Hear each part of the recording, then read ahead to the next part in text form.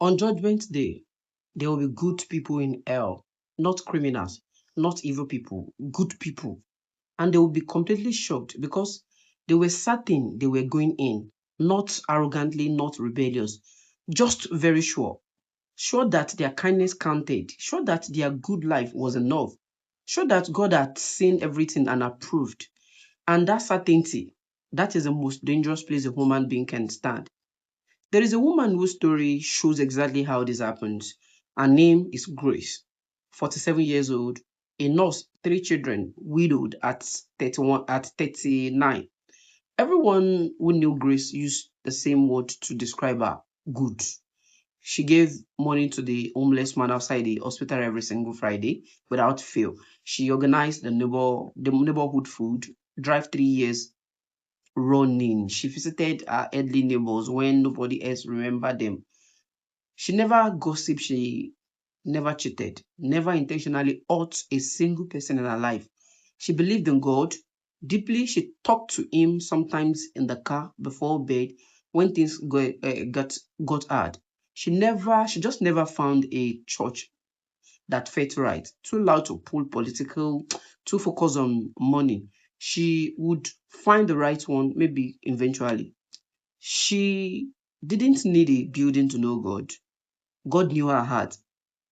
He saw everything she did, and surely that was enough. And that's exactly why she was in danger.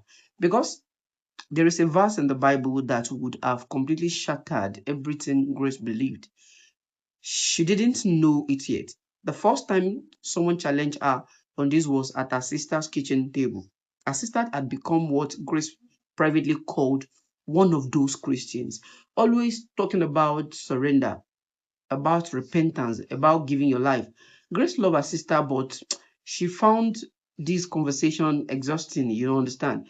Grace, her sister said one evening, being good is not the same as being saved.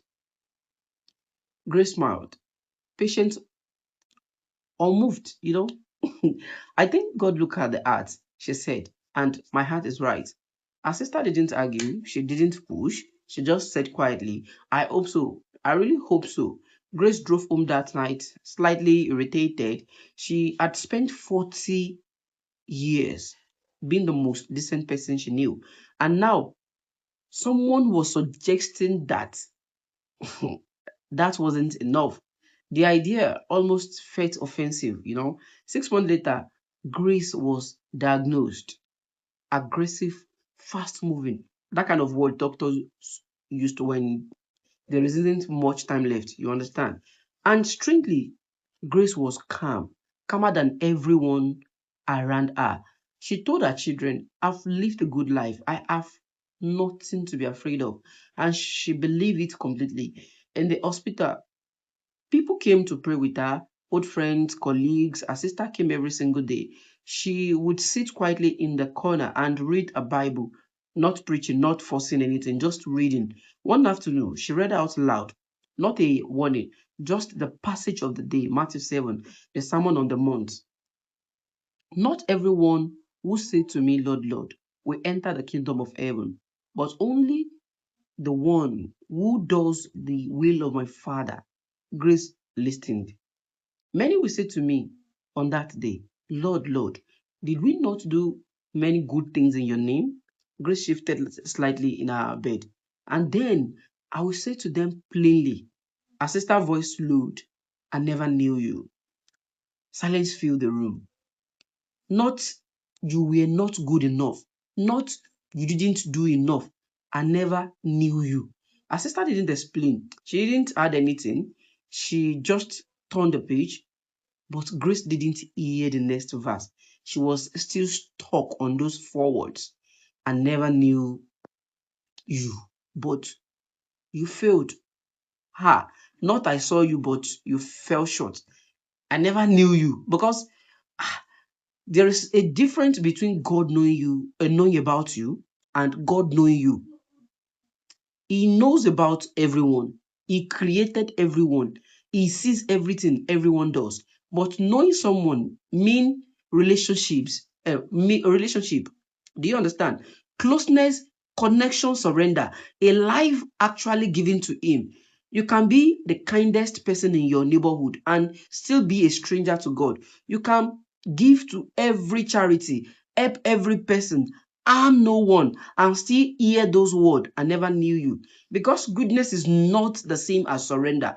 Morality is not the same as relationship. Being a decent human being is not the same as giving God your life. That evening, a sister came and sat beside her bed. Grace was quiet for a long time.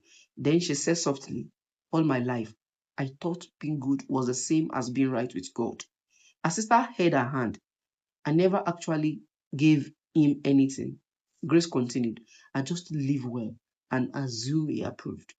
She stared at the ceiling. I never surrendered. I never said, here, take all of it. He paused.